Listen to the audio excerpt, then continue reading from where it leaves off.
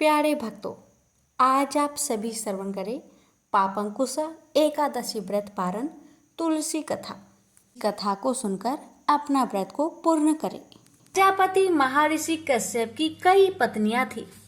उनमें से एक का नाम था धनु। धनु की संतान दानव कहलाए। उसी धनु के बड़े पुत्र का नाम दंभ था। दंभ बहुत ही सदाचारी और धार्मिक प्रवृत्ति का था। अन्य दानवों की भांति उसमें ना तो ईर्ष्या ही थी और ना ही देवताओं से देश भावना। वह विष्णु का भक्त था और उन्हीं की आराधना किया करता था। लेकिन उसे एक ही चिंता सताती रहती थी कि उसके कोई पुत्र ना था। आचार्य शुक्र ने उसे श्री कृष्ण मंत्र की दीक्षा दी। दंभ ने दीक्षा पाकर पुष्कर में महान अनुष्ठान किया। अनुष्ठान सफल हुआ। उसके अनुष्ठान से प्रसन्न होकर भगवान विष्णु प्रकट होकर बोले, बस मैं तुम्हारे अनुष्ठान से प्रसन्न हूं, पर मांगो। दंभ बोला, भगवान यदि आप मेरी तपस्या से प्रसन्न है तो मुझे ऐसा पुत्र दे जो आपका भक्त हो और त्रिलोक की जय हो। उसे देवता भी युद्ध में ना जीत सके। भगवान विष्णु ने तथास्तु कहा और अंतर्ध्यान हो गए और दंभ प्रसन्नचित अपने घर लौट आया। गोलोक में श्री राधा ने श्री कृष्ण पार्षद श्री दामा को असुर होने का श्राप दिया था। श्राप मिलने पर वही दंभ की पत्नी के गर्भ में आया। जन्म होने के पश्चात दंभ ने अपने उस पुत्र का नाम शंखचूड़ रखा। जब वह कुछ बड़ा हुआ तो दंभ ने उसे मुनि जैगी शिष्य की देख रेख में रख दिया। मुनि जैगी शिष्य ने उसे शिक्षा दीक्षा दी। अपनी कुमार अवस्था में ही शंखचूड़ पुष्कर में पहुंचा और उस महान धार्मिक तप स्थली में ध्यान मग्न रहकर वर्षों तक ब्रह्मा जी की तपस्या करता रहा। उसकी घोर तपस्या से प्रसन्न होकर ब्रह्मा जी प्रकट होकर बोले, वत्स मैं तुम्हारी तपस्या से प्रसन्न हूँ, वर मांगो। पितामह मुझे ऐसा वरदान दीजिए कि मुझे देवता पराजित ना कर सके। शंखचूड़ ने कहा। ब्रह्मा जी ने उसे ऐसा ही वरदान दिया और श्री कृष्ण कवच प्रदान करते हुए उसे आदेश दिया, शंखचूड़ तुम बद्रिका आश्रम चले जाओ। वहां तुम्हारा भाग्य का सितारा उदय होने की प्रतीक्षा कर रहा है। आदेश मानकर शंखचूड़ बद्रिका आश्रम पहुंचा। वहां महाराज धर्मध्वज की पुत्री तुलसी भी तपस्या कर रही थी। दोनों का आपस में परिचय हुआ और ब्रह्मा जी की इच्छा अनुसार दोनों का विवाह हो गया। अपनी पत्नी को लेकर शंखचूड़ पुनः दैत्यपुरी लौट गया। शुक्राचार्य ने उसे दानवों का अधिपति बना दिया। सिंहासन पर बैठते ही उसने अपना साम्राज्य बढ़ाने के लिए देवलोक पर चढ़ाई कर दी। ब्रह्मा जी के वरदान के कारण वह अजय हो चुका था। देवताओं को उसे हराने में कोई कठिनाई नहीं हुई। उसने अमरावती पर कब्जा जमा लिया। इंद्र अमरावती छोड़कर भाग निकले। देवता उसके डर से कंदराओं में जा छुपे। शंखचूड़ तीनों लोकों का शासक हो गया और सब लोकपालों का कार्य भी उसने संभाल लिया। उसने अपनी प्रजा की भलाई के लिए अनेक कार्य किए। प्रजा उससे बहुत प्रसन्न थी। सर्वत्र सुख और शांति थी, क्योंकि शंखचूड़ स्वयं भी कृष्ण भगवान का भक्त था। अतः उसकी प्रजा भी भगवान कृष्ण पर पूरी आस्था रखने लगी। उसके राज्य से अधर्म का नाश हो गया। प्रजा इंद्र और देवताओं को भूलने लगी। इससे देवताओं को बहुत क्षोभ हुआ। इंद्र पितामह ब्रह्मा के पास पहुंचकर बोले, पितामह आपने शंखचूड़ को अभय होने का वरदान देकर उसे निरंकुश बना दिया है। वह अमरावती पर कब्जा जमाए बैठा है। देवता डर डर की ठोकरें खा रहे हैं। हमें बताए हम क्या करें। पितामह बोले, सुरेंद्र शंखचूड़ धार्मिक और रीति से अपना शासन चला रहा है। प्रजा उससे प्रसन्न है। उसके राज्य में प्रजा सुखी और संपन्न है। हमें उससे कोई शिकायत नहीं है। इंद्र बोले, यह सब तो ठीक है पितामह, लेकिन क्या हम यूं ही भटकते रहे? आखिर अमरावती है तो देवताओं की ही। पितामह बोले, अवश्य है, किंतु शंखचूड़ ने तुम्हें युद्ध में पराजित करके उसे प्राप्त किया है। उसने तुम्हारी प्रजा को भी कोई कष्ट नहीं पहुंचाया है, सिर्फ सिंहासनों का ही फेर बदल हुआ है ना। इंद्र बोला, लेकिन पितामह, हम आपकी संतानें हैं, क्या आप चाहेंगे कि आपकी संतानें यूं ही दर बदर भटकती रहे? कुछ उपाय कीजिए पितामह। पितामह बोले, मैं इसमें कुछ नहीं कर सकता देवेंद्र। जब तक शंखचूड़ के भाग्य में अमरावती का ऐश्वर्य भोगना है, वह भोगेगा ही। तुम भगवान विष्णु के पास चले जाओ, वे अवश्य ही कोई उपाय तुम्हें सुझा देंगे। वहां से निराश होकर इंद्र विष्णु भगवान के पास पहुंचे और उनकी स्तुति करने लगे और बोले, भगवान, देवता इस समय भारी संकट में हैं। ब्रह्मा जी ने अपनी असमर्थता जाहिर करके मुझे आपके पास भेज दिया है। कुछ कीजिए प्रभु, अन्यथा संपूर्ण देव जाति ही नष्ट हो जाएगी। विष्णु भगवान बोले, पितामह का कहना ठीक है। मैं भी अकारण शंखचूड़ के संबंधों में हस्तक्षेप करना पसंद नहीं करता। उसकी सारी प्रजा कृष्ण भक्त है और कृष्ण मेरा ही प्रति स्वरूप है।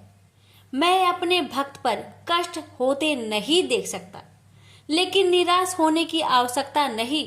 सूर्यराज, तुम भगवान शिव के पास चले जाओ और उन्हीं से कोई उपाय पूछो, वे अवश्य तुम्हारे कष्ट का निवारण कर देंगे। विष्णु भगवान की बात सुनकर इंद्र निराश भाव से बैकुंठ से निकल आए।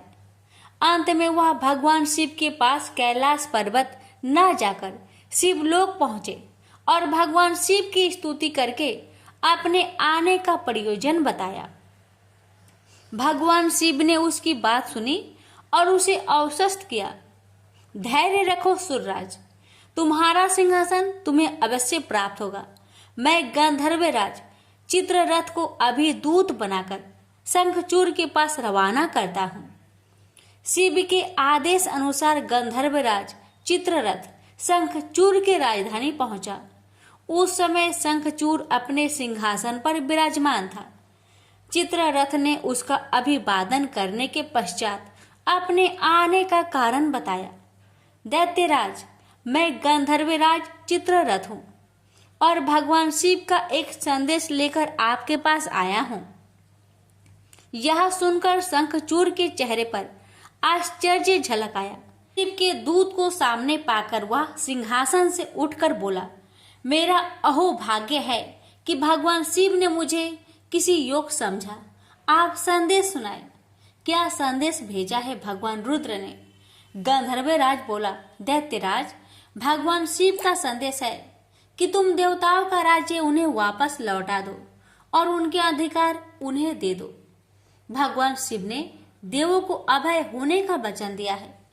शंखचूड़ बोला, गंधर्वराज, भगवान शिव से मेरा प्रणाम कहना और उनसे कह देना कि शंखचूड़ के हृदय में आपके लिए बहुत ही ज्यादा श्रद्धा है, परंतु यदि उन्होंने इंद्र के बहकावे में आकर मुझे दंडित करने का निश्चय किया है तो मैं उनकी बात नहीं मानूंगा और उनसे भी युद्ध करने के लिए तैयार हो जाऊंगा। चित्ररथ वापस लौटा और उसने भगवान शंकर को शंखचूड़ का उत्तर सुनाया। यह सुनकर शिव क्रोधित हो गए और अपने गणों को युद्ध का आदेश दे दिया। उधर शंखचूड़ ने अपने पुत्र का अभिषेक कर उसे दानवाधिपति बना दिया और अपनी पत्नी से बोला, मैंने युद्ध स्वीकार कर लिया है देवी, ईश्वर करे युद्ध में हमारी विजय हो। अब मुझे अनुमति दो, मेरी सेनाएं तैयार है। शंखचूड़ अपनी सेनाओं लेकर युद्ध भूमि में जा पहुंचा। दोनों सेनाओं गोमतत्र पर्वत के समीप एक दूसरे के आमने सामने आ खड़ी हुई। भगवान शिव ने शंखचूड़ के पास एक बार फिर संदेश भेजा कि वह नादानी ना करे और युद्ध से दूर रहकर उनकी बात मान ले, किंतु शंखचूड़ न माना और दोनों सेनाओं में घनघोर युद्ध छिड़ गया। भगवान शिव और शंखचूड़ आमने सामने डट गए। दोनों में अनेक अस्त्र शस्त्रों से युद्ध होने लगा। फिर भगवान शिव ने जैसे ही शंखचूर का वध करने के लिए त्रिशूल उठाया तो आकाशवाणी हुई, देवाधिदेव आप प्रलयंकर है, सर्वसमर्थ है, किंतु आपको मर्यादा की रक्षा करनी चाहिए। श्रुति की मर्यादा को नष्ट ना करे। जब तक शंखचूर के पास हरि का कवच है और जब तक उसकी पतिव्रता पत्नी मौजूद है तब तक उस पर बुढ़ापा नहीं आ सकता और ना ही उसकी मृत्यु हो सकती है। आकाशवाणी के खत्म होते ही शिव का त्रिशूल अपने आप रुक गया। तभी भगवान विष्णु प्रकट हुए, शिव से बोले, भगवान आपने तो मुझे बड़े धर्म संकट में डाल दिया है। आप ही ने तो इंद्र को मेरे पास भेजा और जब मैंने उसे अभय करने के लिए युद्ध आरंभ किया तो अब आपका ही कवच आड़े आ रहा है। अब आप ही कोई उपाय सोचिए। विष्णु बोले, शंखचूर के श्राप का समय अब समाप्त होने ही वाला है। भगवान अब इसे असुर योनि से मुक्त करके गोलोक भेजना पड़ेगा। यह कृष्ण भक्त है और कृष्ण मेरा ही प्रति स्वरूप है, अतः इसे वापस गोलोक भेजना होगा। फिर विष्णु ने एक ब्राह्मण का वेश धारण किया और शंखचूर के पास पहुंचकर बोले, दानवराज मैं एक निर्धन ब्राह्मण हूँ, कुछ पाने की आस के लिए आपके पास आया हूँ। शंखचूर बोला, मांगो वृषभवर, जो भी मेरे पास है उसे दे देने में मुझे किंचित भी विलंब नहीं लगेगा। मेरा सिर भी मांगोगे तो वह भी देने से मैं इनकार नहीं करूंगा। आप आदेश तो दो। ब्राह्मण भेषधारी विष्णु बोले, दैत्यराज मुझे आपका सिर नहीं आपका कवच चाहिए। बोलिए, देंगे अपना कवच। शंखचूर ने अपना कवच उतारकर ब्राह्मण भेषधारी विष्णु को सौंपते हुए कहा, अवश्य यदि भगवान कृष्ण की ऐसे ही इच्छा है तो ऐसा ही होगा। आप कवच ले जाइए। ब्राह्मण भेषधारी विष्णु कवच लेकर दैत्यपुरी पहुंचे। फिर उन्होंने शंखचूर का भेष धारण किया और राजमहल में जाकर शंखचूर की पत्नी तुलसी के पास पहुंचे। तुलसी ने उन्हें अपना पति ही समझा और उनका स्वागत किया। उस रात विष्णु शंखचूर के महल में ही ठहरे। अचानक ही पतिव्रता तुलसी को धोखे का आभास हुआ। वह चौंक कर बिस्तर से उठी, बोली, कौन है तू और मेरे साथ छल करने का तुम्हें साहस कैसे हुआ? जल्दी बोल, अन्यथा अपने पतिव्रत तेज से अभी भस्म करती हूँ। विष्णु अपने वास्तविक रूप में प्रकट हो गए। उन्होंने तुलसी को समझाते हुए कहा, सुनो जी, तुम्हारे पति का समय पूरा हुआ। एक श्राप के कारण ही उसे असुर योनि में आना पड़ा था। अब से वह गोलोक में रहेगा, क्योंकि तुम्हारा पतिव्रत धर्म ही उसकी रक्षा कर रहा था। इसलिए मुझे छल करके तुम्हें कलुषित करना पड़ा। तुलसी रोते हुए बोली, यह आपने अच्छा नहीं किया भगवान। क्यों मेरे साथ छल करके मेरा अस्तित्व नष्ट किया? मैं श्राप देती हूँ कि आज से आपको भी पत्थर बन जाना पड़ेगा। आप में दया ममता नहीं है, आप पत्थर है पत्थर। विष्णु बोले, और मैं भी तुम्हें वर देता हूँ तुलसी कि मेरे पत्थर बन जाने पर तुम्हें भी मेरे पास ही स्थान मिलेगा। भविष्य में लोग तुलसी और शालिग्राम की पूजा करेंगे। तुलसी के बगैर शालिग्राम की पूजा अधूरी रहेगी। उसके बाद विष्णु अंतर्ध्यान हो गए और युद्ध भूमि में खड़े शिव को अपनी दिव्य शक्ति से सब कुछ बता दिया। शंखचूर और शिव में पुनः युद्ध आरंभ हो गया, किंतु तुलसी के पतिव्रत धर्म नष्ट हो जाने से शंखचूर की शक्ति घट गई थी। अतः शिव ने अपना त्रिशूल उसकी ओर फेंका तो वह सीधा शंखचूर की हृदय स्थल को बेध गया। वातावरण में हजारों बिजलियां एक साथ कौंध गई। चारों दिशाएं कांप उठी और देखते ही देखते शंखचूर धरती पर जा गिरा। गिरते ही उसके प्राण पेखरू उड़ गए। श्राप से मुक्ति मिलते ही श्री दामा गोलोक जा पहुंचा। उसकी भस्म से एक शंख प्रकट हुआ जो कालांतर में भगवान शिव के हाथों की शोभा बना। देवताओं ने शिव की जय जयकार की और इंद्र को अपना सिंहासन पुनः प्राप्त हो गया। प्रेम से बोलिए, हर हर महादेव, माता पार्वती की जय, लक्ष्मी नारायण की जय। तुलसी माता की जय, शालिग्राम भगवान की जय। प्राचीन ग्रंथों में तुलसी विवाह व्रत की अनेक कथाएं दी हुई है। उन कथाओं में से एक कथा निम्न है। इस कथा के अनुसार एक कुटुंब में ननद तथा भाभी साथ रहती थी। ननद का विवाह अभी नहीं हुआ था। वह तुलसी के पौधे की बहुत सेवा करती थी, लेकिन उसकी भाभी को यह सब बिल्कुल भी पसंद नहीं था। जब कभी उसकी भाभी को अत्यधिक क्रोध आता, तब वह उसे ताना देते हुए कहती कि जब तुम्हारा विवाह होगा तो मैं तुलसी ही बारातियों को खाने को दूंगी और तुम्हारे दहेज में भी तुलसी ही दूंगी। कुछ समय बीत जाने पर ननद का विवाह पक्का हुआ। विवाह के दिन भाभी ने अपनी कथनी अनुसार बारातियों के सामने तुलसी का गमला फोड़ दिया और खाने के लिए कहा। तुलसी की कृपा से वह फूटा हुआ गमला अनेक स्वादिष्ट पकवानों में बदल गया। भाभी ने गहनों के नाम पर तुलसी की मंजरी से बने गहने पहना दिए। वह सब भी सुंदर सोने जवारत में बदल गए। भाभी ने वस्त्रों के स्थान पर तुलसी का जनेऊ रख दिया। वह रेशमी तथा सुंदर वस्त्रों में बदल गया। ननद की ससुराल में उसके दहेज की बहुत प्रशंसा की गई। यह बात भाभी के कान तक भी पहुंची। उसे बहुत आश्चर्य हुआ। उसे अब तुलसी माता की पूजा का महत्व समझ आया। भाभी की एक लड़की थी।